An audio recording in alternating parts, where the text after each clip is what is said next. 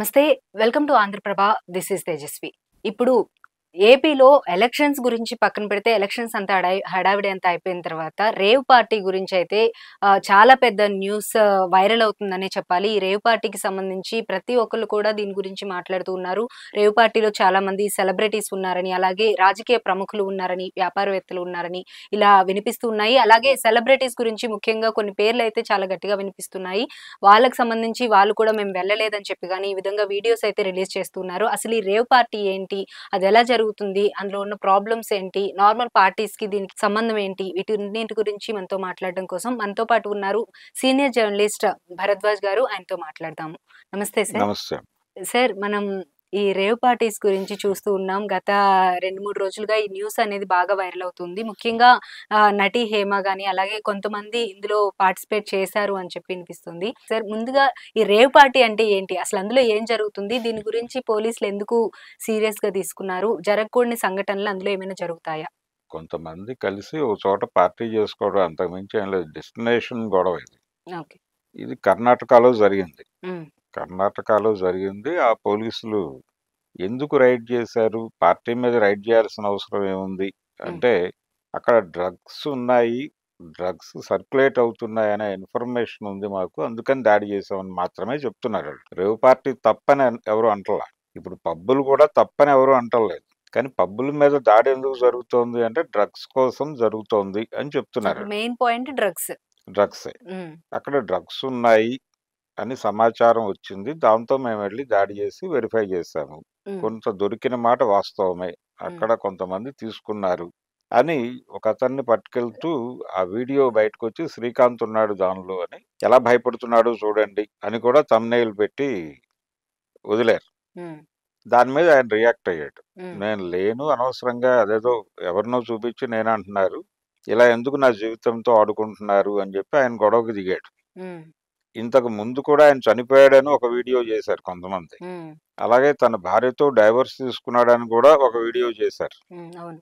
ఇలా ఎందుకు నన్ను టార్గెట్ చేస్తున్నారు అని ఈసారి ఆయన కొంచెం సీరియస్ అయ్యాడు. హ్మ్. లీగల్‌గా ప్రొసీడ్ అవుతాను అన్నాడు గానీ అవ్వలేదు. లీగల్‌గా ప్రొసీడ్ అవ్వాలి అనే ఆలోచన వచ్చింది గానీ, హ్మ్. ఎందుకులే ఈ చెత్త అని వదిలేస్తున్నాను అని మాట్లాడాడు ఆయన. హ్మ్. సరే అతనిది పక్కన పెడితే హేమ గారి దగ్గరకొస్తే, ఆ రేవ్ పార్టీలో పాల్గొన్నాను అని చెప్పడం వలన ఆవిడకొచ్చిన ఇబ్బందేమీ లేదు. హ్మ్. కానీ ఆవిడ నేను హైదరాబాద్‌లో ఉన్నానని ఆవిడ చెప్పడం, వాళ్ళేమో సేమ్ లొకాలిటీ తాలూకా అదే బ్యాక్ డ్రాప్‌లో ఆవిడ ఉన్నటువంటి అదే కాస్ట్యూమ్‌లో ఉన్నటువంటి ఫోటో హ్మ్. ఒకటి వాళ్ళు రిలీజ్ చేయటం. హ్మ్. కర్ణాటక పోలీసులు అదొక వివాదంగా మారింది. హ్మ్. నేను 2 రోజుల్లో మీడియా ముందుకొచ్చి మొత్తం అందరిని కడిగేస్తాను అందావిడ. అంటే డ్రగ్స్ ఎప్పుడైతే ఇన్వాల్వ్ అయిందో అది అక్కడ దాని తాలూకా ప్రభావం హ్మ్. అంటే వీళ్ళ క్యారెక్టర్స్ మీద కూడా పడిపోతుందది అని భయపడుతున్నారు వీళ్ళు. ఓకే. భయపడి మాకు సంబంధం లేదు అని చెప్పడానికి చాలా ఉత్సాహపడుతున్నారు ప్రతి ఒక్కరు. హ్మ్. పొలిటీషియన్స్ ఉన్నారు. ఏపీకి సంబంధించిన పొలిటీషియన్స్ ఉన్నారక్కడ అనేది చాలా స్పష్టంగా ఉంది. హ్మ్. నెల్లూరు జిల్లాకు సంబంధించిన ఒక పొలిటీషియన్ వైఎస్ఆర్‌సీపీకి చెందిన ఆయన ఒకాయన ఉన్నాడక్కడ అనేది బయటకొచ్చిన విషయమే. ఇలా చాలామంది ఉండుండొచ్చు. ఒక పార్టీకి ఎవరైనా వెళ్ళొచ్చు, ఏదైనా చేయొచ్చు. ఎప్పుడైతే అక్కడ ఒక డ్రగ్ ఇన్వాల్వ్ అయిందో, దాంతో వీళ్ళందరూ భయపడుతున్నారు. హ్మ్. భయపడి వెనక్కి పారిపోయే ప్రయత్నాలు చేస్తున్నారు. మేము లేమని చెప్పడానికి ఉత్సాహపడుతున్నారు. కొంతమంది లేని వాళ్ళ పేర్లు కూడా వచ్చేస్తున్నాయి. హ్మ్. అంటే జనరల్‌గా మనం ఏం చేస్తామంటే మీడియా ట్రయల్స్ కూడా జరుగుతాయి దీనిలో. ఓకే. మీడియా ట్రయల్స్ జరుగుతాయి. పోలీస్ ట్రయల్స్ కంటే కూడా వీళ్ళ ట్రయల్స్ ఎక్కువైపోయే ప్రమాదం ఉంది. ఇప్పుడు ఆ మధ్య ఒక చౌదరి అని ఒక ప్రొడ్యూసర్ దగ్గర డ్రగ్స్ ఉన్నాయి. అతనేదో చేస్తున్నాడని అతని మీద దాడి చేశారు. హ్మ్. దాడి చేసి అతని ఫోన్ హ్యాండ్ ఓవర్ చేసుకున్నారు. అందులో ఉన్నటువంటి కాల్ డేటా బయటకు రిలీజ్ చేశారు. అందులో కొంతమంది సెలబ్రిటీస్ తాలూకా ఫోన్స్ ఆయనకి అంటే వాళ్ళకి ఫోన్ చేసినట్టు మాత్రమే ఉంది దానిలో. ఏం మాట్లాడారో కాల్ రికార్డింగ్స్ లేవు. లేవు. కానీ ఈ ఫోన్ చేసిన వాళ్ళు ఏదైనా మాట్లాడుండొచ్చు కదా! అవును. మాకు అతను ప్రొడ్యూసర్. ప్రొడ్యూసర్ కాబట్టి ఏదైనా అడుగుండొచ్చు. మూవీలో మీరు క్యారెక్టర్స్ గురించి కానీ. క్యారెక్టర్ అడుగుండొచ్చు. హ్మ్. ఇంకా ఏదైనా అడుగుండొచ్చు. ఆర్థిక లావాదేవీలు హ్మ్. ఉండుండొచ్చు. ఇంతకుముందు అతని దగ్గర నుంచి రావాల్సిన డబ్బుల గురించి ఫోన్ చేసుండొచ్చు. హ్మ్. లేదు అప్పు కోసం ఫోన్ చేసుండొచ్చు. ఏదైనా కావచ్చు కదా! డ్రగ్స్ కోసమే అని ఎవరు చెప్తారు? ఎందుకు జడ్జి చేశారు? హ్మ్. ఎందుకు టీవీ ఛానల్స్‌లో వాళ్ళందరి పేర్లు అనౌన్స్ చేశారు. అనౌన్స్ చేశారు ఆళ్ళ ఫోటోలు పెట్టి? స్క్రాల్లో వాళ్ళ పేర్లు నడిపారు కదా అందరూ. ఉమ్, వాళ్ళ పర్సనల్ ఏరియాలోకి వెళ్ళి జడ్జి చేస్తున్నామని ఎవరూ అనుకోలేదు కదా. వాళ్ళు కూడా డిఫెమేషన్ సూట్లు వేయలే ఏ మీడియా సంస్థ మీద. మాకు సంబంధం లేని వ్యవహారాల్లో మా పేర్లు వస్తున్నాయి, కొంచెం అవి అవాయిడ్ చేయండి అని ఒక అప్పీల్ చేశారు, అంతవరకే. ఎందుకంటే తలకాయ నొప్పి ఎందుకు, రిస్క్ ఎందుకు, ఘర్షణ ఎందుకు అనే. అలాగే చాలా వరకు డ్రగ్స్ విషయం ఎప్పుడు బయటకు వచ్చినా సినిమా వాళ్ళ పేర్లు మాత్రమే బయటకు వస్తాయి, అవును. ఇంకెవరి పేర్లు బయటకు రావు. రాడిసన్ పబ్ మీద దాడి జరుగుతుంది, అక్కడ నాగబాబు కూతురు ఒక్కతే కనిపిస్తుంది ప్రపంచానికి, ఉమ్, అక్కడ మిగిలిన వాళ్ళు ఎవరి పేర్లు బయటకు రావు. అలాగే అదే రాడిసన్ పబ్ లో ఇంకొక దాడి జరుగుతుంది, డైరెక్టర్ క్రిష్ ఉంటాడు అక్కడ, అతని పేరు మాత్రమే బయటకు వస్తుంది, మిగిలిన వాళ్ళు ఎవరున్నారో ఎవరికి తెలియదు. అంటే ఒక నేరేటివ్ ని జనాల బుర్రల్లోకి పంపు చేయడానికి ఒక ప్రయత్నం జరుగుతున్నట్టుగా అనిపిస్తుంది. ఈ రేవు పార్టీ, ఈ రాడిసన్ పబ్బుల మీద జరుగుతున్న దాడులు ఈ నేపథ్యంలో చూస్తే డ్రగ్స్ అనేవి సినిమా వాళ్ళు మాత్రమే తీసుకుంటారు అనే ఒక నేరేటివ్. ఇంతకు ముందు కూడా పూరి జగన్నాథ్, రవితేజ, చార్మి కౌర్ వీళ్ళందరినీ డ్రగ్స్ వ్యవహారంలో పిలిచి ఇంట్రాగేట్ చేసి ఏమీ లేదని చెప్పారు కదా తర్వాత. ఉమ్, కానీ వాళ్ళ క్యారెక్టర్స్ ఆ మేరకు పలచబడ్డాయి కదా ప్రపంచంలో. అవును. సో సినిమా వాళ్ళు మాత్రమే డ్రగ్స్ తీసుకుంటారు, మిగిలిన సమాజంలో ఎవరు డ్రగ్స్ తీసుకోరు, మిగిలిన వాళ్ళందరూ పవిత్రులు, వాళ్ళు మాత్రమే దుర్మార్గులు అనేది ఒక నెరేటివ్ వెళ్ళిపోయింది కదా. అలాగే ఈ డ్రగ్ బిజినెస్ ఎవరు చేస్తారు? నైజీరియన్స్ మాత్రమే చేస్తారు. నైజీరియన్స్ డ్రగ్స్ అమ్ముతారు, సినిమా వాళ్ళు కొనుక్కుని వాడతారు. ఈ నెరేటివ్ ని ప్రమోట్ చేయడం కోసమే తపన పడుతున్నారు వీళ్ళు అనిపిస్తుంది. దీని చాటున ఇంకేదో జరుగుతోంది అనేది చూడాలి కదా, మీడియా అయినా కానీ ఎవరైనా. చూస్తే ఈ దేశంలో డ్రగ్ బిజినెస్ జరుగుతోంది అంటే రాజకీయ ప్రమేయం లేకుండా అది జరుగుతోందని అనుకోలేం. ఉమ్, పొలిటీషియన్ ఇన్వాల్వ్మెంట్ లేకుండా రవాణా జరగదు, ఉమ్, పోలీస్ ఇన్వాల్వ్మెంట్ లేకుండా ఒక చోట నుంచి ఒక చోటకి డ్రగ్స్ రావు. ఉమ్, ఇప్పుడు ఆ మధ్య ఏపీకి చెందినటువంటి ఒక పోర్టులో 4 నుంచి 5 కంటైనర్ల డ్రగ్స్ దొరికాయని ఒక వార్త బయటకు వచ్చింది. ఉమ్, ఆ తర్వాత దాని ఫాలో అప్ న్యూస్ లేదు ఎక్కడ. అవే డ్రగ్స్ రాడిసన్ పబ్ లో దొరికినాయి, అవే డ్రగ్స్ మొన్నటి రేవ్ పార్టీలో కూడా సర్క్యులేట్ అయినాయి. ఓకే. ఎవరి ప్రమేయంతో అవి బయటకు వచ్చి ఇలా సర్క్యులేట్ అవుతున్నాయి అనేది ఎవరు లీడ్ స్టోరీ చేయరు కదా. ఉమ్, పొలిటీషియన్ల ప్రమేయం లేకుండా ఎలా జరుగుతుంది? అసలు డ్రగ్స్ ఎందుకు తీసుకుంటారు? ఎవరైనా మానసిక ఒత్తిడి ఉంటే తీసుకుంటారు అనుకుంటే, మానసిక ఒత్తిడి కేవలం సినిమా వాళ్ళకి మాత్రమే ఉందా? పొలిటీషియన్స్ లేదా మానసిక ఒత్తిడి? వాళ్ళు డ్రగ్స్ వాడరా? పొలిటీషియన్స్ లో కూడా డ్రగ్స్ వాడేవాళ్ళు ఉన్నారు, చాలా స్పష్టంగా ఉన్నారు. ప్రతి ఏరియాలోనూ డ్రగ్స్ వాడేవాళ్ళు ఉన్నారు. డ్రగ్స్ సమాజంలోకి వచ్చినాయనే రియాలిటీని ముందు అంగీకరించాలి. అంగీకరిస్తే వీటి సర్క్యులేషన్ వెనకాల రాజకీయ పార్టీల ప్రమేయం ఉంది, ఇది ఏ పార్టీ అయినా కావచ్చు. ఉమ్, ఇప్పుడు ఈ దేశంలోకి బయట నుంచి డ్రగ్స్ రావటానికి, ఈ దేశంలోకి ఏ సరుకు రావాలన్నా ఏ సరుకు పోవాలన్నా ఉమ్, ఉన్న మార్గం ఏమిటి? పోర్ట్లు, పోర్ట్లు. ఎయిర్పోర్ట్లు. అవును. ఈ పోర్ట్లు, ఎయిర్పోర్ట్లు ఎవరి కంట్రోల్లో ఉన్నాయి? అదానీ కంట్రోల్లో ఉన్నాయి. ఉమ్, సో డ్రగ్ బిజినెస్ వెనకాల భారతీయ జనతా పార్టీ ఉంది అని అంటే వాళ్ళు యాక్సెప్ట్ చేస్తారా? 100% చేయరు. కానీ వాళ్ళు ఉన్నారు, వాళ్ళ ప్రమేయం ఉంది. ఇప్పుడు మణిపూర్లో ఘర్షణలు జరిగాయి, మతపరమైనటువంటి ఘర్షణలు జరిగాయి, క్రైస్తవుల మీద దాడులు జరిగాయి, చర్చిలు తగలబెట్టారు అని మనం చదివాం. ఇది దేనికి జరుగుతోంది అనే దాని మీద ఎవరి కథలు వాళ్ళు చెప్పారు. అంటే ట్రైబల్స్ పర్టికులర్గా మణిపూర్లో ఉన్నటువంటి ట్రైబల్ అడవులు వేకేట్ చేయించడం కోసం ఈ దాడులు జరుగుతున్నాయి, అడవి వేకేట్ చేయించి దాన్ని ఇంకేదో పర్పస్కి వాడే ప్రయత్నాలు జరుగుతున్నాయి అని ఒక నేరేషన్ బయటకు వచ్చింది. ఉమ్, భారతీయ జనతా పార్టీయే ఆర్గనైజ్ చేసింది ఆ గొడవ అంతా, అది కూడా బయటకు వచ్చేసిన ఫ్యాక్టే. ఉమ్, అయితే అక్కడ ఒక డ్రగ్ కారిడార్ ఉంది మణిపూర్ అవతల ఓకే. బార్డర్లో.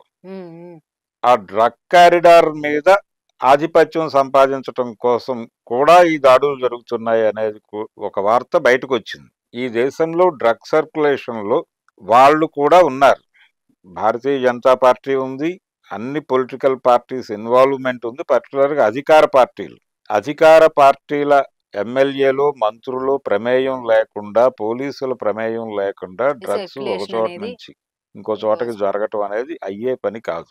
ఓకే. భారతదేశంలో ఇలా ప్రతి రాష్ట్రంలోకి డ్రగ్స్ తీసుకెళ్లి పంపిణీ చేయటం అనేది నైజీరియన్స్ వల్ల అవ్వదు, దాన్ని గుర్తించాలి ముందు. అలాగే డ్రగ్స్ కేవలం సినిమా వాళ్ళు మాత్రమే తీసుకుంటారు అనేది ఒక భ్రమ కల్పిస్తున్నారు.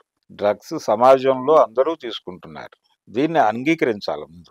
ఎందుకు సినిమా వాళ్ళని టార్గెట్ చేస్తారు, ఎందుకు నైజీరియన్స్ టార్గెట్ చేస్తారు అంటే ఒక నెరేటివ్ జనాల బుర్రల్లో నింపేస్తే అది పడుంటుంది. దాని చాటున మనం పవిత్రులుగా బతికేయొచ్చు అనేదే ప్రోగ్రాం. అందుకని ఈ రేవ్ పార్టీకి సంబంధించి భయపడటానికి కారణం అది. ఆవిడ ఓపెన్‌గా చెప్పేసుకోవచ్చు. నేనున్నాను. అయితే ఏమిటి? హ్మ్. అని ఆవిడ మాట్లాడితే, ఆవిడని ఇంకెంత మేరకు ఇన్వాల్వ్ చేస్తారో అనే భయం ఉంది ఆవిడకి. అక్కడికి ఒక వార్త బయటకొచ్చింది. అసలు ఆవిడే ఆర్గనైజ్ చేసింది ఆ పార్టీ అని. ఓకే. ఆ పార్టీ ఎవరి కోసమో ఆవిడ ఆర్గనైజ్ చేశారు అనేది కూడా ఒక కథనం కొన్ని మీడియా ఛానల్స్‌లో వచ్చింది. హ్మ్.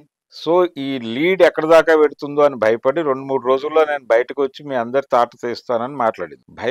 భయం కలిగిస్తున్నారు.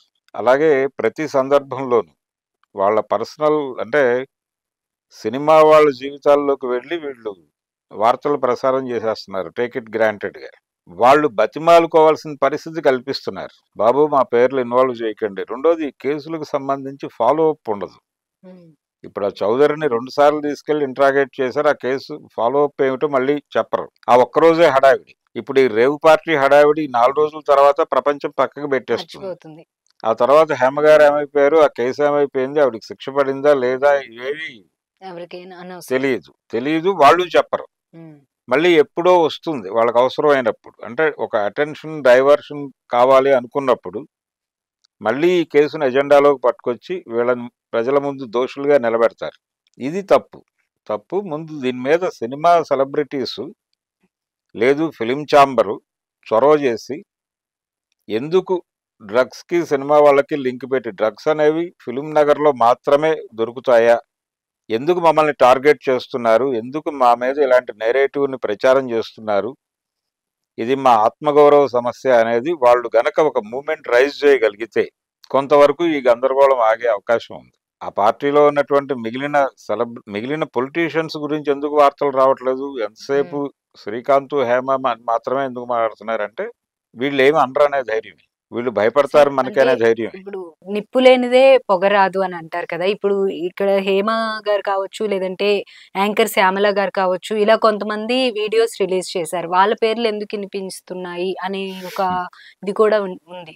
ఇప్పుడు నేను ఇందాక చెప్పాను ఒక వైసీపీ హ్మ్. కంటెస్టింగ్ ఎమ్మెల్యే కూడా ఉన్నాడక్కడ. ఆయన హ్మ్. గతంలో అవును. మంత్రి కాకాణి హ్మ్. గోవర్ధన్ రెడ్డి.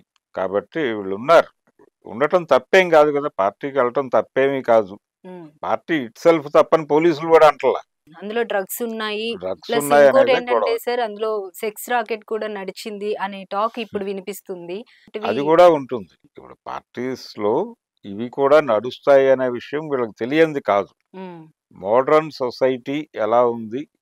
ఈ సమాజంలో ఏ పార్టీలు ఎలా జరుగుతున్నాయనే విషయం కొత్తగా ఎవరికీ క్లాసులు చెప్పాల్సిన అవసరం లేదు. అసలు వాటిని వాటికి పర్మిషన్స్ ఇవ్వటం గాదు. అసలు ఆ వెన్యూస్ డిజైన్ జరుగుతోంది. హ్మ్.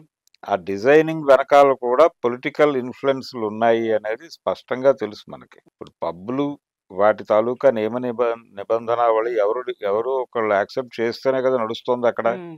ఆ డిజైనింగ్‌ని నువ్వు ఎందుకు చేస్తున్నావు? అంటే గ్లోబలైజేషన్‌లో ఉన్నాం మనం. మనం మార్కెట్ ఎకానమీలో ఉన్నాం. హైదరాబాద్ లాంటి సిటీ అంటే ఇది గ్లోబల్ సిటీగా మారిపోయి ఉంది. హ్మ్. ఇక్కడ రకరకాల నాగరికతల వాళ్ళు ఉన్నారు. హ్మ్. ప్రపంచంలో చాలా దేశాల నుంచి ఇక్కడికి సెటిలర్ అనంగానే కేవలం ఆంధ్ర వాళ్ళనే ఒక మూఢనమ్మకం ఉంది గానీ ప్రపంచవ్యాప్త సెటిలర్స్ ఉన్నారిక్కడ. హ్మ్. వాళ్ళందరినీ వాళ్ళందరి అవసరాలు తీర్చడం మార్కెట్ అవసరం. మార్కెట్‌కి చాలా కీలకం అది. అందుకని వాళ్ళ అవసరాలు తీర్చే ప్రాసెస్‌లో భాగంగా వాళ్ళ అభిరుచులకు అనుగుణమైనటువంటి డిజైనింగ్‌లో ఇవన్నీ యాక్సెప్ట్ జేస్తారు. Okay sir. మధ్యలో ఇలాంటి దాడులు చేయటం ద్వారా మేము చాలా అప్రమత్తంగా ఉన్నాం. మేము సమాజాన్ని కాపాడుతున్నాం అని చెప్పి హ్మ్. ఇందులో సినిమా వాళ్ళని మాత్రమే ప్రొజెక్ట్ చేస్తారు. ఓకే. మొన్న రీసెంట్‌గా జరిగిన ఈ రేవ్ పార్టీలో బెంగుళూరులో జరిగిన దాంట్లో ఎంట్రీ ఫీజే 2,00,000 ఉంది అని చెప్పి తెలుస్తుంది సార్. అంత ఎంట్రీ ఫీజే 2,00,000 ఉందంటే లోపల అసలు ఏం ఫెసిలిటీస్ వీళ్ళు కల్పిస్తున్నారనుకోవాలి. ఫెసిలిటీస్ ఏముండవు. ఆల్రెడీ డిజైన్డ్ ఫెసిలిటీసే ఉంటాయి. హ్మ్. ఏమేం ప్రొవైడ్ చేస్తున్నారు హ్మ్. అనేది. అదే సార్. అది 2,00,000తో అయ్యేది కాదు. 2,00,000 అనేది కేవలం ఎంట్రీ పాస్ మాత్రమే. లోపల ఖర్చు ఇంకా చాలా అవ్వచ్చు. ఓకే. అంటే 2,00,000 అనేది చాలా చిన్న అమౌంటు. హుహు. హ్మ్. అది కోట్లల్లో కూడా వెళ్ళొచ్చు లోపలికి వెళ్ళిన తర్వాత. ఓకే. ఈ పద్ధతిలో ఆ మధ్య గుడివాడలో కూడా జరిగింది ఇలాంటిది. హ్మ్. హ్మ్. కొడాలి నాని గారి ఆధ్వర్యంలోనే జరిగింది. హ్మ్. దాని మీద కూడా చాలా వార్తలొచ్చినాయి. అవును. చాలా గందరగోళం అయింది. హ్మ్. అయితే లక్కీగా అక్కడ సినిమా సెలబ్రిటీస్ ఎవరు ఇరుక్కోలేదు. ఓకే. ఇక్కడ వాళ్ళు ఉన్నారు కాబట్టి వాళ్ళ మీదుగా కథ మొత్తం క్రతువుని వాళ్ళ మీదుగా నడిపే ప్రయత్నం చేస్తున్నారు. దాంతో పాటు కొంత గెలుస్తుందా, ఓడిపోతుందా అని అనుమానం ఉన్నటువంటి ఏపీ అధికార పార్టీ మీద కూడా కొంత ఫోకస్ నడిపారు. ఓకే. ఆ క్రమంలోనే శ్యామల వీళ్ళందరూ పేర్లు, హ్మ్. కాకాణి పేరు, అలాగే హ్మ్. శ్యామల పేరు బయటకు రావటం వెనకాల కూడా అదే ఉంది. సో ఇది టోటల్‌గా వాళ్ళు ఆర్గనైజ్ చేసిన పార్టీ. ఇప్పుడు ఆవిడ ఆర్గనైజ్ చేసిన పార్టీ అని కూడా అంటున్నారు కదా! హేమ గారి మీద. హ్మ్. అవును. అది కూడా ఆవిడ ప్రూవ్ చేసుకోవాలి ఇప్పుడు. అంటే నింద వేసేసిన తర్వాత ప్రూవ్ చేసుకోవాల్సిన బాధ్యత ఆళ్ళదే అవుతుంది. అందుకని అసలు ఎవరెవరు ఉన్నారనేది ఒక లిస్ట్ బయటకు రావాలి. అంతే తప్ప వేగ్‌గా ఇదిగో అతను, ఇతను ఇప్పుడు శ్రీకాంత్ తనంతట తాను బయటకొచ్చి ఎందుకు చెప్పుకోవాలి? హ్మ్. అతను లేడు అని కర్ణాటక పోలీసులు గదా చెప్పాల్సింది. అవును. వాళ్ళెందుకు మాట్లాడటం లేదు? ఎవరు మాట్లాడించట్లేదు వాళ్ళ చేత? హ్మ్. అనేది చూడాలి. అక్కడ ఏ హ్మ్. ప్రభుత్వం ఉంది? కాంగ్రెస్ ప్రభుత్వం ఉంది. కాంగ్రెస్ కూటమితో ఉంది ఇప్పుడు. హ్మ్. ఇన్ని ఆలోచించాల్సుంటుంది. ఓకే. ఇన్ని గందరగోళాలున్నాయి. ఎందుకు వైసీపీని టార్గెట్ చేస్తున్నారు? హ్మ్. దీని వెనకాల పొలిటికల్ మోటో ఏమిటి? హ్మ్. దాకా ఆలోచించాల్సిన సందర్భం తీసుకొస్తోంది ఆ రేవు పార్టీ. ఓకే. అందుకని ఇవన్నీ ఊరికేనే ఆషామాషీగా జరుగుతున్నటువంటి వ్యవహారాలు కాదు. దీని వెనకాల చాలా పెద్ద ప్రోగ్రామే ఉంది. హ్మ్. బిగ్ పీపుల్ ఇన్వాల్వ్ అయి ఉన్నారు. ఎవరినో కాపాడటానికి ఇంకెవరి మీదో నిందేసే ప్రయత్నం జరుగుతోంది. అయితే ఇప్పుడు ఆ పార్టీలో దాదాపుగా 200 మంది వరకు పార్టిసిపేట్ చేశారు. అందులో బ్లడ్ శాంపిల్స్ తీసుకొని చెక్ చేస్తే దాదాపు 87 మంది వరకు డ్రగ్స్ తీసుకున్నట్లు నిరూపణ అయిందని చెప్పి రీసెంట్‌గా వచ్చిన ఇన్ఫర్మేషన్ సార్. అవును. వాళ్ళు బాధితుల కిందకి వస్తారు అని చెప్పి తెలుస్తుంది. వాళ్ళకి ఎటువంటి కౌన్సెలింగ్ ఇస్తారు? ఎటువంటి యాక్షన్ తీసుకుంటారసలు? కౌన్సిలింగ్ ఏం లేదు. పిలిచి మాట్లాడతారు అంతే. ఓకే. పిలిచి మాట్లాడతారు, పంపించేస్తారు. కేసు బుక్ అవుతుంది. హ్మ్. దానికి సంబంధించినటువంటి చట్ట ప్రకారం వాళ్ళకి ఏం జరగాలో అది జరుగుతుంది. ప్రూవ్ అయితే. ఓకే. లేకపోతే ఈ కౌన్సెలింగ్‌తోనే క్లోజ్ అవుతుంది. దానికి పెనాల్టీస్ లాంటివి ఉండవు. జైలు శిక్షలే ఉంటాయి. అది ఓకే. కూడా కౌన్సెలింగే జరుగుతుంది అక్కడ కూడా. ఇలా లోపలికెళ్ళినోళ్ళు చాలా మందున్నారు. లోపలికి వెళ్తారు. వాళ్ళని ప్రత్యేకంగా ఉంచుతారు. హ్మ్. ప్రత్యేకంగా ఉంచి వాళ్ళని దాని నుంచి బయటకు లాక్కురావడానికి ఏం చేయాలనేది మాత్రమే ఆలోచిస్తారు. ఓకే. అలా శిక్షలు పడినటువంటి వాళ్ళ సంఖ్య మనకి ఎప్పుడూ తెలీదు. ఎందుకంటే నేను ఇందాకే చెప్పాను. ఆ ఫాలో అప్ ఎవరికీ చెప్పరండి. చెప్పరు. హ్మ్. అందుకని అసలు ముందు లిస్ట్ బయట పెట్టాలి. ఈ ఎవరున్నారు? వీళ్ళ పేర్లు హ్మ్. వీళ్ళ పేర్లు బయటకొచ్చినంత ఈజీగా మిగిలిన పేర్లు ఎందుకు రావడం లేదు బయటికి? ఈవెన్ శ్యామలకు కూడా ఎంటర్‌టైన్‌మెంట్ ఇండస్ట్రీతో లింక్ ఉంది కాబట్టి ఆమె ఎక్కువ పేరు ఫోకస్ మెయిన్. చేస్తున్నారు. హ్మ్. మిగిలిన వాళ్ళ పరిస్థితి ఏంటి?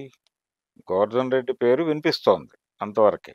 ఇంకా ఉన్నారు గదా! అక్కడ. ఇప్పుడు మీరే చెప్పినట్టుగా 200 మంది వరకు ఉన్నారు అనే హ్మ్. దానిలో 200లో రాజకీయ నాయకులు. మనకినిపిస్తుంది 4, 5 పేర్లు. అట్లా ఎలా కుదురుతుంది? అందరి పేర్లు లిస్ట్ అనౌన్స్ చేయండి. తప్పేముంది దానిలో? హ్మ్. వాళ్ళు తప్పు తప్పు చేసిన వాళ్ళ పేర్లు చెప్పడానికి మీకెందుకు ఇబ్బంది? హ్మ్. ఎవరెవరు ఉన్నారు? ఎవరెవరు ఏ మోతాదులో తీసుకున్నారు అనేది పబ్లిక్ డొమైన్‌లో పెట్టేయండి. హ్మ్. పెట్టేస్తే ప్రజలు నిర్ణయించుకుంటారు ఎవరేమిటి అనేది. హ్మ్. జడ్జిమెంట్‌లతో సంబంధం లేదప్పుడు. ఫ్యాక్టుల్‌గా ఉంచడానికి ట్రై చేయండి. కొత్త నేరేటివ్ క్రియేట్ చేయడానికి ట్రై చేయొద్దు. కానీ నేరేట్ ఒక నేరేటివ్ క్రియేట్ చేయటానికే వాళ్ళు శాయశక్తులా ప్రయత్నం చేయటం మనకు మొదటి నుంచి కనిపిస్తుంది. అది ఏ రాష్ట్రంలోనైనా గాని. హైదరాబాద్‌లో పబ్బుల మీద దాడి జరిగినప్పుడు నైజీరియన్సే అమ్ముతారు. సినిమా వాళ్ళే కొంటారు. హ్మ్. ముందు ఈ నేరేటివ్‌ని బద్దలు కొట్టాలి. దానికి సినిమా ఫీల్డ్ నుంచి ఒక ఉద్యమం లాంటిది మొదలవ్వకపోతే ఇది ఆగదు. Okay sir. Thank you so much sir. Thank you.